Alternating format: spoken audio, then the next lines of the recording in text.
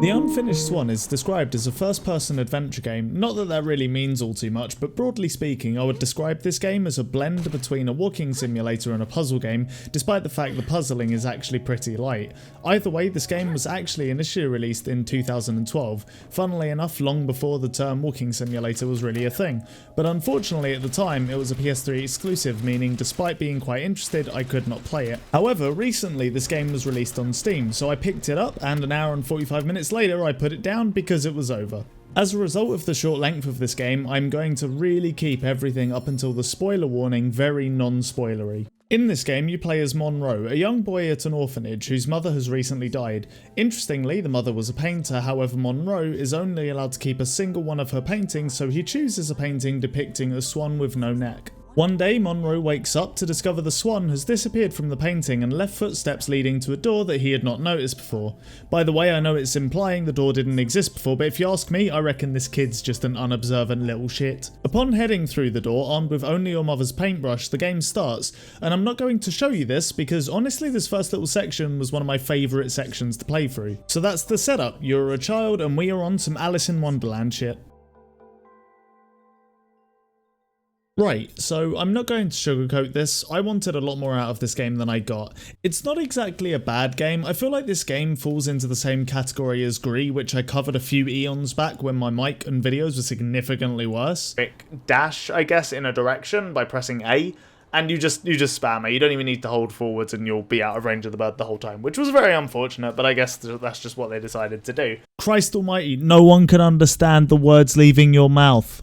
To elaborate, I would say The Unfinished Swan feels more like an art project that happens to have a game attached to it than a game. So to start with, I'll get the praise out of the way. The Unfinished Swan looks excellent. The world is a very flat white for the most part, with the only features being highlighted by shadows.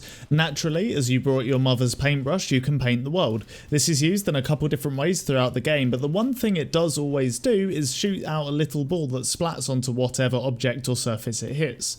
The whole thing very much feels like you have entered one of your mother's unfinished paintings. Throughout the world you'll spot a few patches of colour, and they add a huge amount. This game is very much reserved when it comes to its use of colour, so when it does use them they are always very vibrant and used with purpose. The other relatively strong element was the plot and how it's conveyed. Obviously I can't say too much without spoiling things, but I think the second half of this game was incredibly strong. Having said all that though, we naturally have to get to the gameplay, and oh boy is it a letdown. First things first, the controls. As a result of this game being an indie game, I wasn't expecting to have a ton of options in terms of customization, but some things here seem pretty inexcusable. For example, I'm 90% sure that mouse acceleration or smoothing is on without any option to turn it off. And even if I am completely wrong here, it doesn't matter, because the reason I'm making this assumption is because just looking around in first person felt slightly off. Most of the time this was at its worst when you have to turn around quickly or try to adjust the position of the crosshair very slightly, hence why I think it has something to do with acceleration. Luckily this game doesn't require any precision really, so it's less of an issue than it could have been, but it still led to the game feeling less good than it could have. Unfortunately, the same cannot be said for the movement controls, as 90% of this game is walking. Moving using WASD feels very clunky, I think because the character doesn't seem to speed up or slow down at all. If you tap any direction you will move a set amount, but the strangest thing by far in my opinion is the air controls. When you jump, if you hold W, you will go forwards in whatever direction you are facing. Now I know what you are thinking, that doesn't sound that weird, that sounds incredibly standard. Well, you're dumb, because it's not. Normally in a video game when you jump, you move in the direction you have momentum built up in. In this game you can jump off a box, do a 180 degree turn and land back on the same box. The worst part is this game does occasionally require you to jump from platform to platform as well. As for the actual content of the game, like I said, it's a light puzzle game broadly speaking. Most of the time you will navigate an environment and work out how to progress from section to section using whatever tools you have available. This can mean anything from using something mechanical to open a door, using your paintbrush to guide an environmental feature, or even manipulating a light source. Nothing in this game was very challenging, and I will admit in the first half I found myself getting a little bored, but again I would like to stress the game's second half is a lot stronger, and even if it was a touch lighter on mechanics I actually much preferred it. I will say right now before moving on to spoiler talk, if you're okay with an unpolished product and typically enjoy story driven, aesthetically pleasing indie games, then you should probably give this game a shot, because there is a good chance you will enjoy it a lot more more than me. With that being said, if you want to skip the spoiler section, please jump to the time shown on the screen. So I've spent a decent amount of time trying to tell you my issues with the game, but now I can actually go into detail. To begin with, let's look at the very start of the game to illustrate my overall gripes.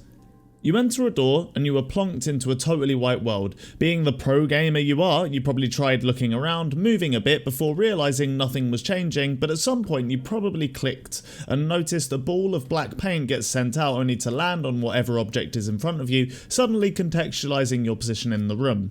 It's a really cool moment because suddenly you realise you're going to have to paint your way through this world, which fits incredibly well thematically. Then it suddenly becomes very uncool because you can't walk for more than 5 seconds without having to paint yourself a path, and in a nutshell, that is my issue with the Unfinished Swan. It really does feel like someone had the idea for this game, made it, and then skipped the playtesting section before release. Every section in the first half of the game has this issue. The game introduces a cool idea and then drags it out, and the lack of mechanical polish the game has starts to get frustrating and all the magic is lost. Navigating a completely white room, painting to find the exit only has charm for a short amount of time. Setting up 3 rooms we have to navigate in this way very much crosses the line in my opinion. The other big example I can think of starts once you have entered the second chapter. You open a gate, water fills a few channels in the ground and gives life to some vines. You can then guide these vines by shooting water out of your paintbrush. The vines are also climbable, so you realise you need to guide the vines to various places to create ladders for yourself to climb. Cool idea, but it drags on for longer than it needs to. It also doesn't help that the climbing feels awful. The camera automatically starts pointing up if you climb up, and also automatically looks over ledges you climb onto. It just never feels quite right. Now that I can go into detail though, I'd very much like to say the second half really is the game's saving grace.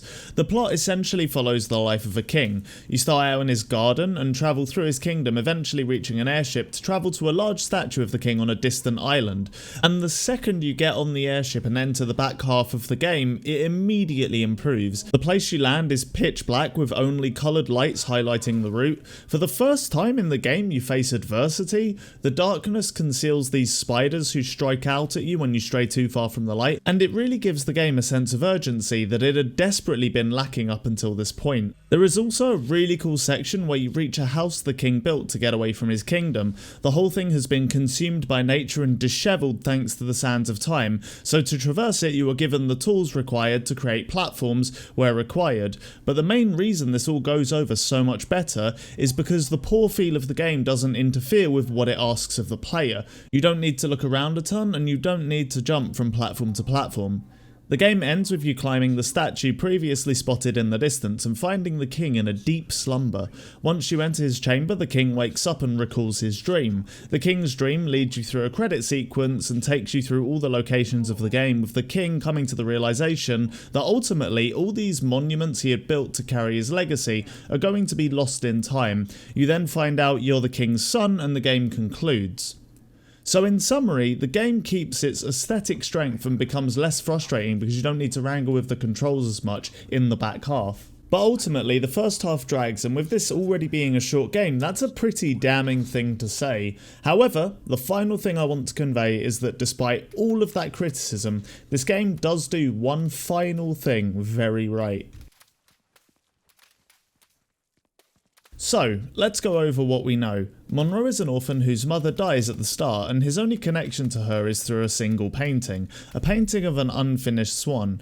You then follow the swan into a door, and the swan guides you throughout the whole game. You are always following the swan or its footsteps. You then find out there is a kingdom with a king who is obsessed with preserving his legacy. The vines I was talking about earlier are actually the something the king mentions. He hates how they are constantly encroaching on his kingdom. This leads him to try different things like building the house or his giant statue.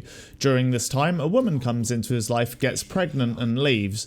It's also explained that Monroe feels quote-unquote unfinished or not entirely sure of himself, but once the game ends, Monroe completes the painting of the swan. We also know that Monroe is the son of the king, so we know that Monroe's mother decided to leave the king at some point. I think what this game is ultimately trying to convey is the idea of art being able to connect people to one another, and how art can also help us come to terms with the truths of reality. Both the King and Monroe during this game have to come to terms with something. For the King, it's the idea that his grand monuments will eventually be lost to time, which is interestingly the opposite issue that Monroe's mother has, who was completely incapable of completing a painting, perhaps because she saw her projects as an expression of that moment in time. And for Monroe, he has to come to terms with his situation. Losing a loved one is one of the hardest things most people will go through, so Monroe throughout this game explores his mother's art to come to terms with his situation and history, ultimately making him feel more complete and content. This is represented by the fact the game ends with him completing one of his mother's paintings, continuing her legacy, so to speak. I guess what I find so admirable about this is that it conveys all this information with every facet of the game. You really do feel like you are walking through a painting. You also really do feel like a child, because almost everything in this game has a fairy tale-like quality to it, and I'm almost shocked that I haven't played a game up until this point that explores these themes.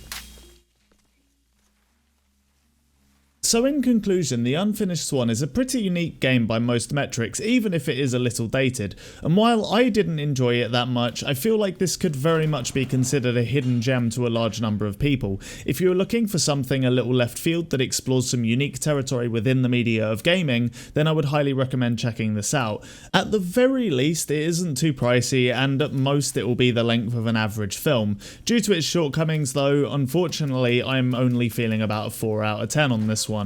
Thanks for watching, and if you've enjoyed the video, make sure to leave a like or comment, and if you want more videos analysing games or music, please make sure to subscribe.